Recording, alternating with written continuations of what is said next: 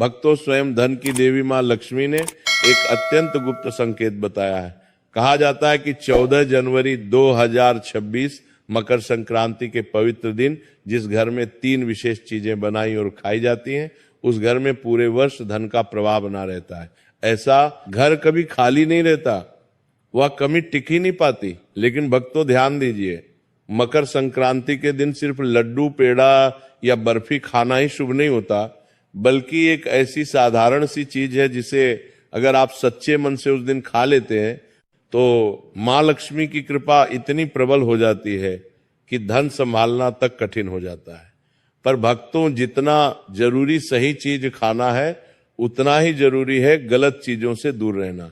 क्योंकि मां लक्ष्मी ने यह भी स्पष्ट किया है कि मकर संक्रांति के दिन अगर भूलकर भी एक विशेष प्रकार का भोजन घर में बना या खाया गया तो पूरा परिवार धीरे धीरे आर्थिक पतन की ओर बढ़ने लगता है। ऐसे घर से महालक्ष्मी बिना शोर किए विदा ले लेती हैं। भक्तों, यही नहीं, मकर संक्रांति के दिन भगवान सूर्य देव की कृपा प्राप्त करने के लिए क्या खाना चाहिए, क्या नहीं खाना चाहिए और कौन से काम बिल्कुल नहीं करने चाहिए, ये सब जानना अत्यंत आवश्यक है। क्योंकि साल की ये संक्रांति पूरे वर्ष की दिशा तय करती है। कहा जाता है कि जो लोग मकर संक्रांति के पवित्र दिन 5 विशेष गलतियां कर बैठते हैं, उनके जीवन में कंगाली आने में देर नहीं लगती। उनके घर में पैसा आता तो है लेकिन टिकता नहीं, और जिस घर में धन नहीं टिकता वहां सुख भी नहीं टिकता। भक्तों, ये वीडियो सिर्फ जानकारी नहीं है, ये एक चेतावनी है। क्योंकि मकर संक्रांति की शुरुआत में की गई छोटी सी भूल पूरे साल भारी पड़ सकती है, और जो लोग इस तरह की बातें आधी अधूरी सुनते हैं वे अक्सर जीवन में भी अधूरी ही सफलता पाते हैं। इसीलिए भक्तों, आपसे निवेदन है, इस वीडियो को अंत तक ध्यान से देखिए।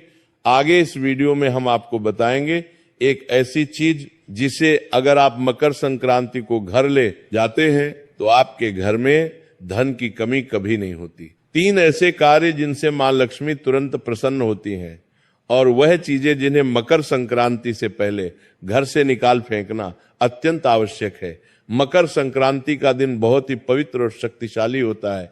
इस दिन किया गया हर कार्य कई गुना फल देता है। इसलिए कोई भी गलती चाहे अनजाने में ही क्यों ना हो, आपके जीवन पर भारी प्रभाव डाल सकती है। इसीलिए आगे की सारी बातें हम आपको क्रम से पूरी स्पष्टता के साथ बताएंगे। अब हम आपको बताते हैं उन विशेष चीजों के बारे में जिन्हें अगर आप 14 जनवरी मकर संक्रांति के दिन अपने घर में ले आते हैं तो धन की दिशा स्वयं आपके घर की ओर मुड़ जाती है। कहा जाता है कि इन वस्तुओं का संबंध सीधे मां लक्ष्मी की स्थायी कृपा से होता है। सबसे पहली चीज है धातु का कछुआ। भक्तों, शास्त्रों में कछुए को स्थिरता और धैर्य का प्रतीक माना गया है। जिस घर में धातु का कछुआ स्थापित होता है वहां धन आता तो है, लेकिन उससे भी बड़ी बात यह है कि धन टिकता है। ऐसे घर में अचानक खर्चे नहीं बढ़ते और पैसों की तंगी बार बार नहीं आती। अगर आप इसे अपने घर की तिजोरी, पूजा स्थल या कार्यस्थल पर रखते हैं तो तरक्की के रास्ते धीरे धीरे खुलने लगते हैं। दूसरी अत्यंत शुभ वस्तु है तुलसी का पौधा। भक्तों, तुलसी केवल एक पौधा नहीं है बल्कि साक्षात देवी स्वरूप मानी जाती है। जिस घर में तुलसी का पौधा सही विधि से लगाया और उसकी सेवा की जाती है वहां नकारात्मक ऊर्जा टिक नहीं पाती। मकर संक्रांति के दिन तुलसी का पौधा घर लाना विशेष फलदायी माना गया है, क्योंकि इससे पूरे वर्ष घर में सकारात्मकता और मानसिक शांति बनी रहती है। तीसरी चीज है दक्षिणावर्ती शंख। भक्तों, दक्षिणावर्ती शंख लक्ष्मी का निवास स्थान कहा गया है। मान्यता है कि जिस घर में यह शंख होता है वहां धन की कमी नहीं रहती। मकर संक्रांति के दिन इसे घर लाने से पूरे वर्ष मां लक्ष्मी की कृपा बनी रहती है और रुके हुए काम धीरे धीरे पूरे होने लगते हैं। चौथी वस्तु है मोरपंख। भक्तों, मोरपंख भगवान श्री कृष्ण को अत्यंत प्रिय है, इसे घर लाने। भक्तों, मोरपंख में रखने से न केवल आर्थिक स्थिति मजबूत होती है बल्कि घर में आपसी प्रेम और सौहार्द भी बना रहता है। माना जाता है कि मोरपंख घर की नकारात्मक दृष्टि को भी दूर करता है। 5वीं चीज है लघु नारियल। मकर संक्रांति के दिन लघु नारियल को खरीदकर विधि विधान से पूजा करने के बाद तिजोरी में रखना अत्यंत शुभ माना गया है। ऐसा करने से धन संपत्ति में धीरे धीरे वृद्धि होती है और परिवार में समृद्धि बनी रहती है। भक्तों, ध्यान रखिए, इन चीजों को केवल दिखावे के लिए नहीं बल्कि श्रद्धा और विश्वास के साथ घर में लाना चाहिए, क्योंकि मां लक्ष्मी भाव देखती है, दिखावा नहीं। अब आगे हम आपको बताएंगे कि मकर संक्रांति के दिन कौन से काम भूलकर भी नहीं करने चाहिए, क्योंकि जितना जरूरी शुभ चीजें अपनाना है उतना ही जरूरी अशुभ कर्मों से दूर रहना भी है। भक्तों, अब हम आपको उन गलतियों के बारे में बताने जा रहे हैं जो 14 जनवरी मकर संक्रांति के दिन अक्सर लोग अनजाने में कर बैठते, लेकिन शास्त्रों के अनुसार यही छोटी छोटी गलतियां पूरे साल की आर्थिक स्थिति और मानसिक शांति को प्रभावित करती है। सबसे पहली और सबसे बड़ी भूल है लड़ाई, झगड़ा और वाद विवाद। मकर संक्रांति के पवित्र दिन अगर घर में कलह होती है तो पूरे वर्ष उसी ऊर्जा का प्रभाव बना रहता है। कहा जाता है कि जिस घर में संक्रांति के दिन अशांति होती है वहां मां लक्ष्मी प्रवेश करने से कतराती है। इसीलिए इस दिन घर में शांति, संयम और मधुर वाणी बनाए रखना अत्यंत आवश्यक है। दूसरी गलती है तामसिक भोजन का सेवन। भक्तों, मकर संक्रांति केवल तारीख बदलने का दिन नहीं होता, बल्कि ये एक पवित्र दोनों का आरंभ माना जाता है। इस दिन मांस, मदिरा या अत्यधिक मसालेदार भोजन करने से घर की सकारात्मकता कम हो जाती है। मान्यता है कि संक्रांति के दिन जैसा भोजन होता है वैसी प्रवृत्ति पूरे वर्ष बनी रहती है। तीसरी बड़ी भूल है कर्ज लेना या उधार मांगना। मकर संक्रांति के दिन अगर आप किसी से कर्ज लेते हैं तो पूरे वर्ष आर्थिक दबाव बना रहता है।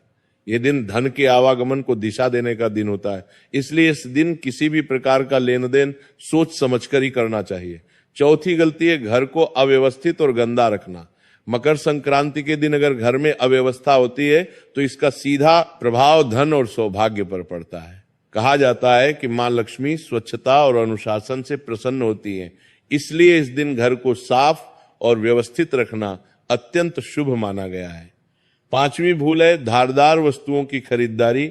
मकर संक्रांति के शुभ अवसर पर चाकू, कैंची या अन्य धारदार चीजें खरीदने से घर में कटुता और आर्थिक रुकावटें बढ़ सकती हैं। इस दिन ऐसी वस्तुओं से दूर रहना ही बेहतर माना गया है। ये 5 गलतियां देखने में साधारण लगती हैं, लेकिन इनके प्रभाव पूरे साल दिखाई देते हैं। इसलिए अगर आप चाहते हैं कि मकर संक्रांति की शुरुआत शुभ हो और पूरे वर्ष मां लक्ष्मी की कृपा बनी रहे तो इन बातों का विशेष ध्यान रखें। अब आगे हम आपको बताएंगे कि मकर संक्रांति से पहले कौन सी चीजें घर से निकाल देना अत्यंत आवश्यक है, क्योंकि जब तक पुराने दोष घर में रहते हैं तब तक नया सौभाग्य प्रवेश नहीं करता। भक्तों, अब हम उन वस्तुओं के बारे में बात करने जा रहे हैं जो देखने में साधारण लगती हैं, लेकिन वास्तु शास्त्र के अनुसार घर में रुकावट, दुर्भाग्य और आर्थिक हानि को आमंत्रित करती है। मकर संक्रांति से पहले इन चीजों को घर से निकाल देना अत्यंत आवश्यक माना गया है ताकि मां लक्ष्मी के आगमन का मार्ग साफ हो सके। सबसे पहली चीज है टूटा हुआ शीशा या दर्पण। भक्तों, दर्पण केवल प्रतिबिंब नहीं दिखाता बल्कि ऊर्जा को भी प्रतिबिंबित करता है। टूटा हुआ शीशा नकारात्मक ऊर्जा को कई गुना बढ़ा देता है। माना जाता है कि जो व्यक्ति सुबह उठते ही टूटे शीशे में अपना चेहरा देखता है उसका पूरा दिन बाधाओं से भरा रहता है। इसलिए मकर संक्रांति से पहले किसी भी टूटे दर्पण को तुरंत घर से हटा देना चाहिए। दूसरी चीज है मुरझाए या सूखे फूल। वास्तु के अनुसार सूखे फूल जीवन में निराशा और ठहराव का संकेत होते हैं। कई लोग सजावट के बाद फूलों को हटाना भूल जाते हैं, जिससे घर में नकारात्मकता बढ़ने लगती है। मकर संक्रांति से पहले ऐसे सभी मुरझाए फूलों को बाहर निकालकर ताजे और सुगंधित फूलों से स्थान भरना चाहिए। तीसरी चीज है महाभारत या युद्ध से संबंधित चित्र और पेंटिंग। शास्त्रों में स्पष्ट कहा गया है कि घर में युद्ध, संघर्ष या रक्तपात से जुड़ी तस्वीरें नहीं लगानी चाहिए। महाभारत भले ही एक महान ग्रंथ है, लेकिन उसकी युद्ध से जुड़ी छवियां घर में तनाव और क्लेश को जन्म देती हैं। यदि आपके घर में ऐसी कोई तस्वीर है तो मकर संक्रांति से पहले उसे हटा देना ही उचित है। चौथी वस्तु है खंडित मूर्तियां या फटी हुई देवी देवताओं की तस्वीरें। वास्तु शास्त्र के अनुसार ऐसी वस्तुएं रखना अशुभ माना गया है। इससे घर में आर्थिक नुकसान और मानसिक अशांति बढ़ती है। ध्यान रहे, इन्हें कभी फेंकना या जलाना नहीं चाहिए। इन्हें किसी पवित्र नदी में विधि पूर्वक प्रवाहित कर देना ही सही उपाय माना गया है। पांचवी चीज है, छत या कोनों में रखा बेकार और टूटा फूटा सामान। भक्तों, घर की छत को बोझिल रखना आर्थिक रुकावटों को आमंत्रित करता है। कई बार सफाई के बाद निकला कचरा छत पर जमा कर दिया जाता है, जो धीरे धीरे नकारात्मक ऊर्जा का स्रोत बन जाता है। मकर संक्रांति से पहले छत और कोनों को पूरी तरह खाली और स्वच्छ कर देना चाहिए। जब घर से पुराने और अशुभ तत्व निकलते हैं तभी नया सौभाग्य प्रवेश करता है, इसलिए इन बातों को हल्के में ना लें। अब आगे हम आपको बताएंगे कुछ और ऐसी चीजें जिनकी अनदेखी आपके अच्छे समय को कठिनाइयों में बदल सकती है। भक्तों, अब हम उन चीजों के बारे में बताएंगे जिन्हें लोग अक्सर छोटी बात समझकर नजरअंदाज कर देते हैं, लेकिन वास्तुशास्त्र के अनुसार यही चीजें धीरे धीरे घर की सकारात्मक ऊर्जा को कमजोर कर देती हैं और आर्थिक तरक्की में रुकावट बनने लगती है।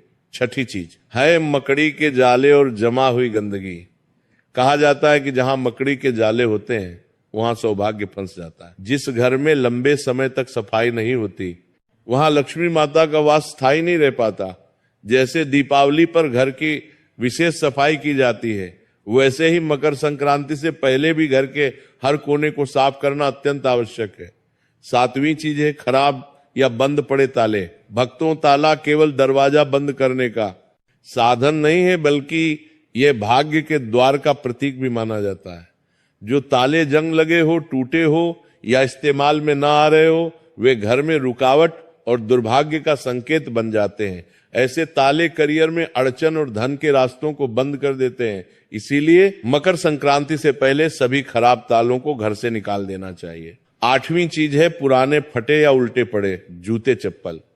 वास्तु के अनुसार जूते चप्पल जीवन के संघर्ष से जुड़े होते हैं। घर में फटे जूते चप्पल रखने से संघर्ष और मेहनत बढ़ती जाती है, लेकिन परिणाम कम मिलते हैं। अगर कोई चप्पल उल्टी पड़ी हो तो उसे तुरंत सीधा कर देना चाहिए। मकर संक्रांति से पहले पुराने जूते चप्पल घर से बाहर निकाल देना शुभ माना गया है। नौवीं चीज है कपल्स के कमरे में हिंसक या जंगली जानवरों की तस्वीरें, जैसे सुअर, भालू, आक्रामक पक्षी या अन्य हिंसा दर्शाने वाली आकृतियां। वास्तुशास्त्र के अनुसार ऐसी तस्वीरें रिश्तों में तनाव और घर में अशांति बढ़ाती हैं। इससे आर्थिक स्थिरता भी प्रभावित होती है। इसलिए मकर संक्रांति से पहले, इससे पहले यह समझना भी आवश्यक है कि इसे मकर संक्रांति या उत्तरायण क्यों कहा जाता है और इस दिन की विशेष महिमा क्या है।